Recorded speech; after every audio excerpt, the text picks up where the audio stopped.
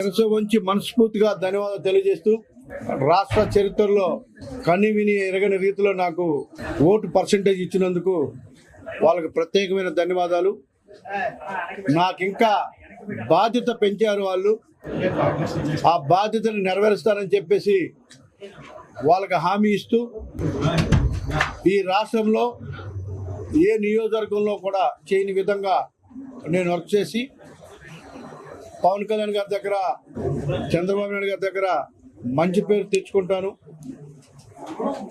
పవన్ కళ్యాణ్ గారి యొక్క ఆశయాల కోసం ఆయన ఏ విధంగా నాకు నా మీద ఎక్స్పెక్టేషన్ పెట్టుకుని ఇచ్చారో అదే విధంగా నేను గిఫ్ట్గా ఆయనకి ఇవ్వడం జరిగింది. కాబట్టి రానున్న రోజుల్లో పార్టీ కోసం, ఆయన ఆశయాల కోసం నేను పనిచేస్తానని చెప్పేసి మా బాస్గా హామీ ఇస్తూ, ముఖ్యంగా సౌత్ నియోజకవర్గంలో ఇవాళ జగదాంబ సెంటర్ నుంచి పాత పోస్ట్ ఆఫీస్ ఉన్న రోడ్డు చాలా ఇబ్బంది పడుతూ ఉన్నారు.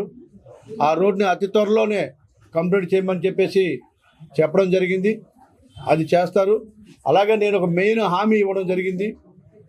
కొబ్బరి తోట నుంచి పెరీ రోడ్డు వరకు, అంటే దాదాపు పోర్ట్ వరకు ఉన్నటువంటి ఆ డ్రైనేజీని ఆధునీకరించి కాలుష్యం నుంచి కాపాడుతానని చెప్పడం జరిగింది. అది అతి త్వరలోనే నేను ఆల్రెడీ పోర్టు వాళ్ళతో మాట్లాడాను. జిఎంసి ద్వారా దాని ప్రపోజల్ పెట్టించి ఓల్డ్ సిటీని కాలుష్యం నుంచి కాపాడంలో 100% అది ఉపయోగపడుతుంది. గ్రీనరీ పెంచి అటు పార్క్ లాస్ట్ వరకు కూడా పార్కులో తయారు చేసి గ్రీనరీ పెంచుతాం. అలాగే చాలా కళ్యాణ మండపాలు అడిగారు.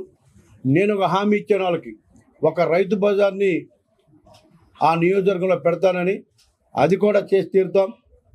అలాగే కళ్యాణ మండపాలు, దోబీ ఘాట్లు, under ground drainage system, water problem, ఇవన్నీ కూడా నేను హామీ ఇవ్వడం జరిగింది. అవన్నీ కూడా రేపు ప్రమాణ స్వీకారం చేసి వచ్చిన తర్వాత ఇచ్చిన ప్రతి హామీ దగ్గరికి వెళ్ళి ప్రతి ఒక్కటి కూడా చేస్తానని చెప్పేసి మీ ద్వారా వాళ్ళకి తెలియజేస్తా ఉన్నా. ఇకపోతే ఈ అద్భుతమైన అవకాశాన్ని ఈ రాష్ట్ర ప్రజలు ఎంత సైలెంట్గా ఉమ్మడి అభ్యర్థులు గెలిపించారో మీరు అందరూ కూడా చూశారు.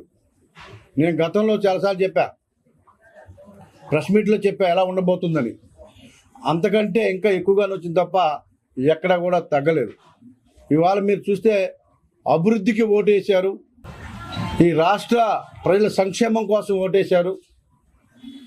ఈ రాష్ట్ర ప్రజలందరూ కూడా సైలెంట్గా వాళ్ళ పని వాళ్ళు చేశారు. వెళ్ళి ఈ రాష్ట్రాన్ని కాపాడుకోవాలి, ఈ దురదృష్టమైనటువంటి పరిపాలన, ఈ దుర్మార్గమైనటువంటి పరిపాలన నుంచి ప్రజలను రక్షించాలి, యువతను కాపాడుకోవాలి, ఎంప్లాయ్మెంట్ జనరేట్ చేసుకోవాలి, రాష్ట్రంలో పరిశ్రమలు రావాలి, నిరుద్యోగులు ఎవరు కూడా ఉండకూడదు, ఈ రాష్ట్రం అన్ని విధాల అభివృద్ధి జరగాలని చెప్పేసి ఇవాళ ఓట్లు వేశారు తప్ప ఇంట్లో కూర్చొని బటన్ నొక్కుతున్న ఆయనకి ఆయన కళ్ళవుడు ఊహించున్నాడు.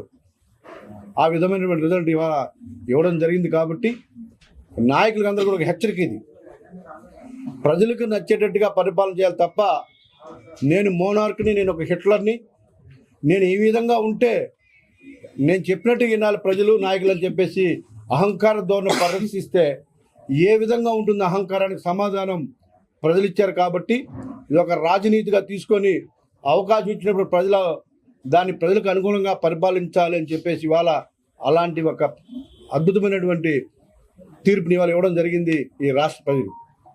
సో వాళ్ళందరికీ కూడా, ప్రజలందరూ కూడా మనస్ఫూర్తిగా ధన్యవాదాలు. పవన్ కళ్యాణ్ గారు ఒక స్టార్ ఇమేజ్ ఇవాళ రాజకీయాల్లో రావడం జరిగింది. ఆయన వెంట మేమందరం జన సైనికులం నడుస్తాం. ఆయన యొక్క ఆశయాల కోసం, ఆయన ఇంకా గొప్ప పొజిషన్ చూడడానికి శక్తి వంచన లేకుండా పనిచేస్తామని చెప్పేసి మీ ద్వారా ఈ రాష్ట్ర ప్రజలకు తెలియజేస్తా ఉన్నాం.